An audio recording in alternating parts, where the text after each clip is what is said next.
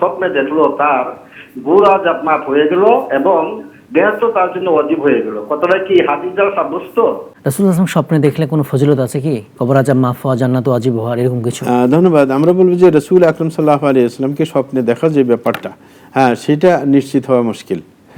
অনেকে শয়তানে ধোঁকা দেয়। রাসূল আকরাম সাল্লাল্লাহু আলাইহি ওয়াসাল্লাম বলছেন হাদিসের মধ্যে, মান রাআনি ফাকাদ রাআনি ফাইন্না শাইতানা লা ইয়াতামাসসালু বি। রাসূল বলেন যে আমাকে দেখেছে সত্যিকার আমাকেই দেখেছে, কারণ শয়তান আমার ছবি ধারণ করতে পারে না।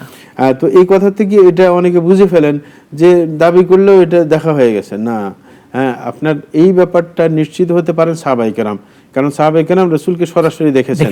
এই কারণে কোন সাহাবী যদি রাসূলকে দেখেন তাহলে নিশ্চিত রাসূলকে দেখেছেন, এতে কোনো সন্দেহ নেই, কারণ তারা রাসূলকে চিনেন, জানেন। হ্যাঁ, এই কারণে আমরা যারা চিনি জানি না, তার অবয়ব সম্পর্কে আমাদের ধারণা নেই। শয়তান পাগড়ি পরে বড় বুজুর্গের ভেষ ধরে সে বলতে পারে আমি, হ্যাঁ, তোমার রাসূল, আমি এটা বলছি সেটা বলছি। হ্যাঁ, এরকম অনেককে ধোঁকা দেওয়ার চেষ্টা করছে। আপনার আব্দুল কাদের জিলানীকে একবার ধোঁকা দেওয়ার চেষ্টা করছিল।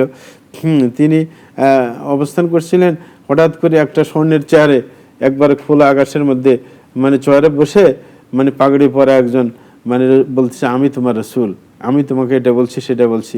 উনি বলেন তুমি শয়তান। বলে যে কিভাবে বুঝলে? বলে যে আমার রাসূল তো যেটা বলার সেটা বলে শেষ করে ফেলছে, কারণ আল্লাহ বলছে ইসলামকে পরিপূর্ণতা দিয়েছেন, সুতরাং নতুন করে আদেশ দেওয়ার কিছুই নেই। তখন উনি বলছেন যে আমি তো এরকম অনেককে ধোঁকা দিয়ে থাকি, কেউ টের পায় না, তুমি টের পাইলে, মানে আলেম হওয়ার কারণে টের পাইছেন। এই কারণে আমরা বলবো যে কেউ নিশ্চিত হওয়া কারোর জন্য বর্তমান যুগে সম্ভব না।